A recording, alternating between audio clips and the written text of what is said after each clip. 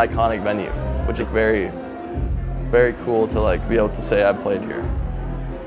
I mean, I knew that I wanted to be home for the holidays. I don't know, it made the most sense to like end on this note. Up until this point, I was just DJing. I'd go up there and I didn't have any songs with my own vocals on there. I was just DJing my stuff. This is special to me because it's my first time playing a show where it's all original music. It's the only stuff that I wrote. I wrote it all in my bedroom in LA. It's very special to me because nobody has ever seen me sing live, especially my family. So this is gonna be like the first time that they're able to see me like perform my music versus just pressing play and like playing it out on speakers. There's no need to fight. I got no time to waste. I've never been a headliner before. This is like my show. I'm not used to it. I'm used to opening for people and just setting the vibe up and going home the next day. It's kind of cool that like this is like my night. God knows I don't need that. I was trying to talk to the star guy, how I could get a star up there. I don't know, they didn't answer me though. They didn't answer the email. I wanted the gold one. How did I get the gold one? Cut that out. God knows I don't need that.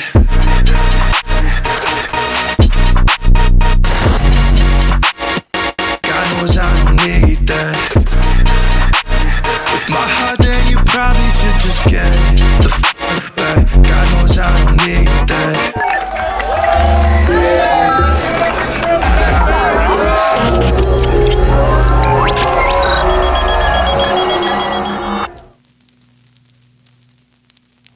I think high school to me was like the time to be I was like trying to be the most obnoxious person.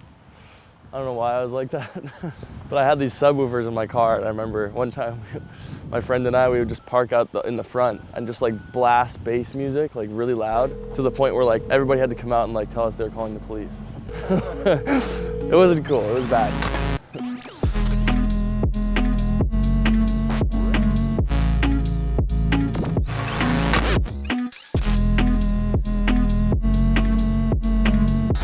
So this is my high school, Orono High School, Minnesota. I went here, graduated in 2015.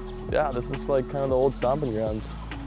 9th grade, when I came here for the first year, I was in a Chinese class. And I remember there was this guy in my class, his name was Michael King. He was a junior when I was a freshman. And I looked up to this guy so much, I don't know why. He was just a cool guy. That was kind of like when Skrillex's electronic music, dubstep specifically, was really popping off. That guy I really looked up to in my Chinese class had Ableton, and he was a producer.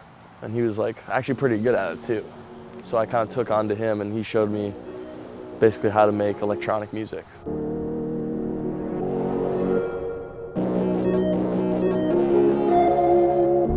It all started there, man. I downloaded Ableton on my computer. I think I had like a 2012 MacBook Pro at that point, and I downloaded it, and I just remember I made a bunch of electronic music, a bunch of like really bad dubstep under the name Earquake. It was so bad, but that was kind of like where it all started. Because I was a really big gamer like my first year of high school. I was either playing RuneScape or producing. I remember at one point it like switched. I met a few people who kind of got me out of my shell, my hermit mode. And all of a sudden, like 10th grade, I remember I started like wanting to get out more, right? So that kind of like sparked my interest in like partying and music, that connection of like the live aspect of music, which is something when I started producing, I never had experienced. I mean, at that point, I'd been to like one concert in my entire life, and it was like a Christian concert. So at this point, I was like, kind of want to start performing and like playing stuff. So I started DJing. 9th grade producing, and then 10th grade, started DJing. After that, it was a pretty simple progression. I kind of just got some gear. I got a little tractor S2. I remember at that point, like my friend had a party at his house, and that was like the first time I ever DJ'd anything. I was really bad. Like, I was literally just playing a song and then switching with the crossfader over to another song that was like a different key, different tempo. It wasn't beat matched at all. It was just like, it wasn't even in the right section. I'd like cut out the chorus with the other song. But it was fun. 'Cause you know I tried so hard, even though it breaks my heart. That was kind of like kind of where it all started, right here. Kind of fun.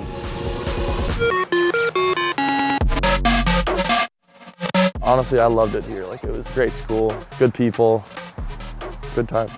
It was kind of like the the start of everything that I feel like I've culminated into this project that I am now, which is Helloworld. Yeah, it hurts sometimes. That's all I got to say.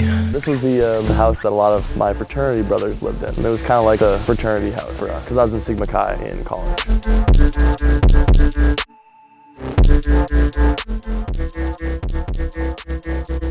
I think this house to me was like the hub of like the social aspect of my college years, specifically the partying aspect of it. So I DJ'd a few events here, and this was like kind of where I started doing real house parties versus like just little get-togethers at my friends' houses. Helloworld was massively influenced by my experience at Sigma Chi, because I think my biggest supporters in college for my music were my brothers at Sigma Chi. I just have so many memories of like all the bros coming out to my shows. Bobby, Stan, you, Song came out, Dylan was always at them.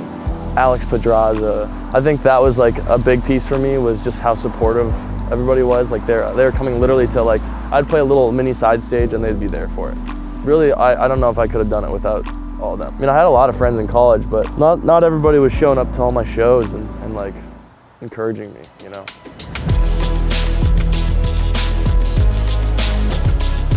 So already walking back here, like I don't even think I've seen a lot of these buildings. I feel like every time I leave a school, they literally build like 10 buildings after I'm out. This is like where I was experimenting a lot with just DJing and music, and I didn't even go to school here for music. I was considering it, but I was kind of between that and computer science. You know, I decided on coding and technology and like IT stuff because the music degree here, it wasn't gonna teach me what I wanted to do with music. I love piano and I grew up playing piano, but it wasn't like really what I wanted to do. So I ended up switching and doing computer science. Although I'm not doing that now, played a big part in me figuring out what I wanted to do. You know, a lot of people might think that it's like time wasted, but to me, that was just like the 4 years I went to college were just like important years for me as a person, becoming who I am as Drew, not as Helloworld. Mine was the 5th floor on the left. I think we had the coolest room. We had 2 TVs. Played side to side Destiny, I think. But yeah, that was my first dorm right here. In high school, like my I made it goal was like play the school dances. Here, it was like play at Tiff's and O'Gara's. And I did that. As I'm growing too, my goals kind of got like slowly bigger, and now they're huge. Back in college, it was like I wanted to play the local bars and stuff. So I interned for a guy who did all the events here. Interning for him, I learned a lot about the music industry and being a DJ. I was never playing my own music when I was DJing. The first, you know, however many years I was playing. In fact, I would say at that point, I was more of a DJ than I was like an artist or a producer. You know, I started kind of playing a little bit at Skyway, but I was mostly still playing other people's music when I was DJing. I had like a few tunes I would try to play out, but they just never like felt the same.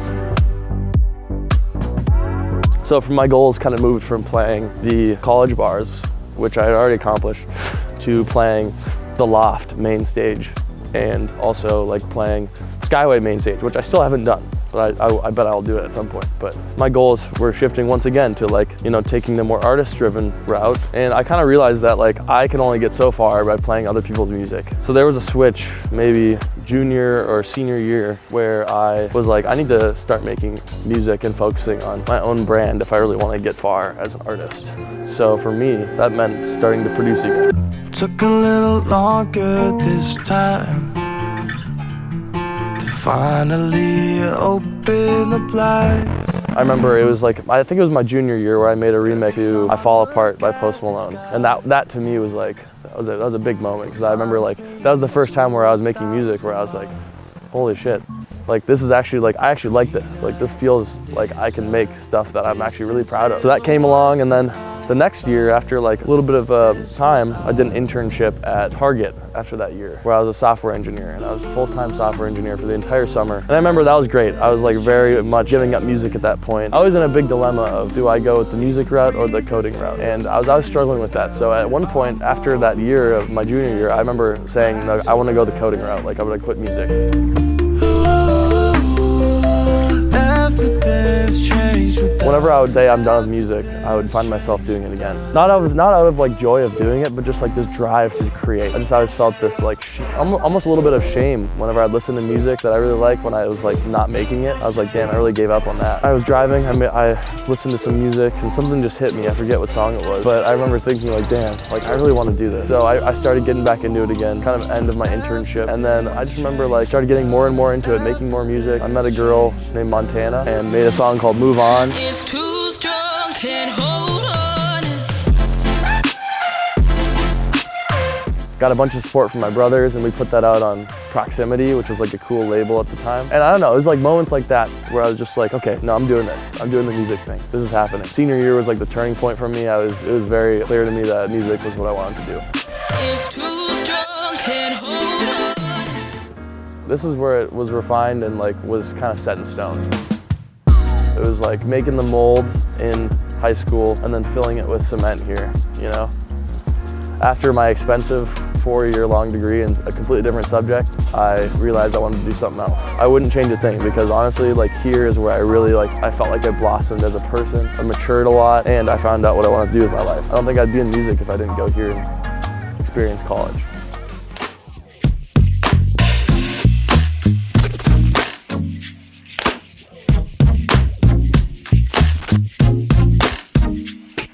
In college, I was doing open format stuff, like DJing at like the local bars and stuff. When you're DJing at like bars and clubs, people aren't there to see you play what you have to say. People are there to party and get drunk and listen to music that they know. You know, I wanted to get in a setting where people would want to come and hear what I had to say, even if it's music that they don't know. And I'd been to a few like events where I could see the electronic music scene, and it felt more like that. You know, it was like artist-driven DJing. So I ended up doing like a switch where I started reaching out to some of the people who were at Skyway. You know, I had friends who had played here and I'd seen videos of it and they were like playing all these really cool shows, all these crazy production, like cool lights and stuff. Skyway was the place where I was like, oh, that's a thing there.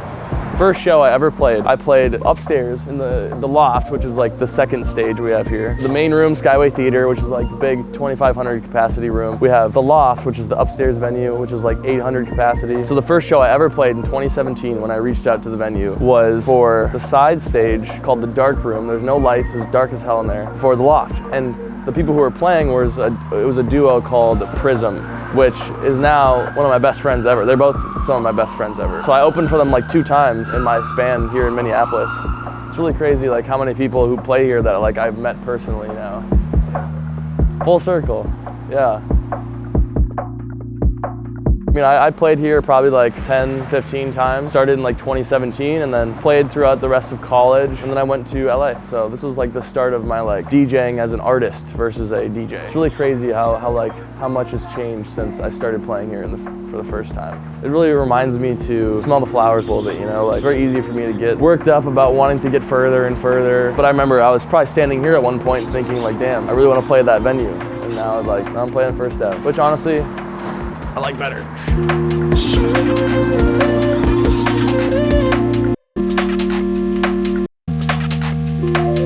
It is also fun coming back here, like after getting the LA experience. I kind of get a different perspective on Minneapolis. Like this was like, when I was growing up, this was like my city experience. I don't know, moving to LA and then living in like a huge city. And coming back here, it kind of like makes me appreciate different things. Overall, it's a very like clean city compared to LA at least. Like it feels very put together.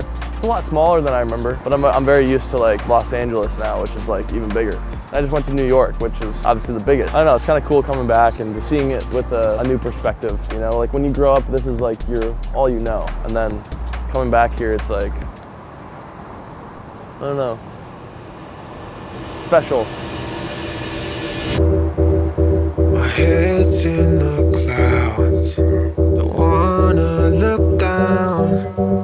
I may be insane, but it's something that I can't change. When I was planning the tour, when I was like picking a location to play in Minneapolis, the first place that I thought of was I want to play at First Ave. Just because like, you know, growing up here, this is like the legendary venue. The most history out of all the venues. It's got like a bunch of legendary artists that have played it. Prince, you know, Nirvana, Atmosphere, G-Eazy. Coldplay. This just is the obvious fit because for me, it's like I came up, my first performances here in Minneapolis were done at Skyway Theater. That was more on the EDM side of things. And as I've kind of progressed in my career and started to make more pop-facing stuff, vocal-facing stuff, I've kind of felt like this would be like the perfect fit. Just a little bit more centered around the artist versus like the show and the visuals. And not to mention, it's much more of an intimate venue. Yeah, when we planned it, I was like, we gotta play 7th Street. So I was like very pumped to hear that like we got the lock on the venue.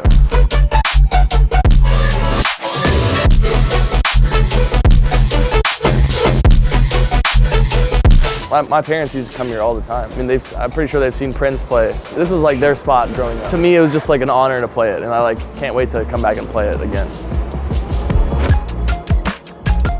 That was like definitely the best-selling show on my entire tour. I think every family member was there, all my college friends, a few high school friends, childhood friends. Friends flew in for the show. Still like buzzing a little bit from that night. Like I look back at pictures from having everybody there that I love. So many people that I know and knew and loved were there at that show. Like that was by far the most special and intimate experience I've had with my music. A bunch of my college friends, hometown friends, my parents. This is the first time I ever played for my mom and dad. First time a lot of my family members have ever seen me perform and sing. They didn't even know I sang. So it's been really cool to say I did that, and it's really cool to go out there and like know almost everybody there and just like hug them.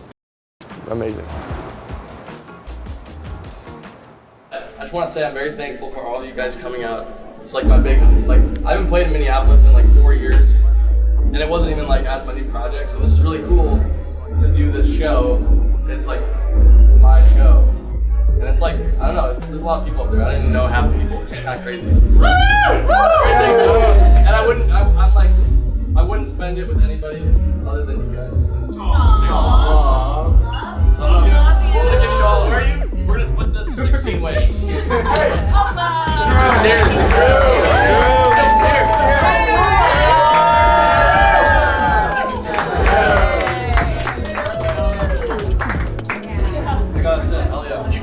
Yeah, flying alone feels less lonely than this.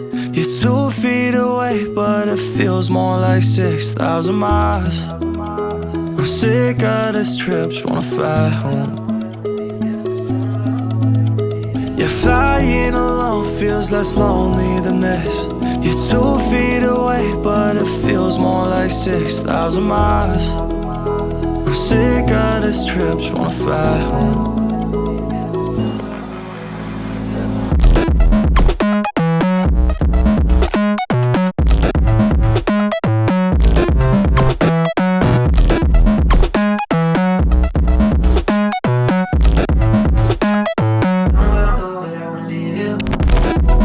Just wanna fly home.